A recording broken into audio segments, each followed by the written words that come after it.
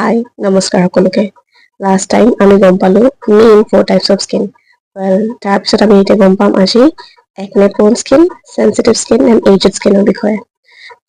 একনে প্ৰোন স্কিননো কি হয় এইটো একচুৱেলি বেছিভাগ অইলি স্কিনৰ কণ্ডিশ্যন থাকে অইলি স্কিন যাৰ থাকে তেওঁৰ একনে বহুত সোনকালে উঠে একনে বা পিম্পল বা যি হওক এইখিনিনো কিয় উঠে কাৰণ আপোনাৰ স্কিনত যোনটো সেবেচিয়াছ গ্লেণ্ড আছে ই কি কৰে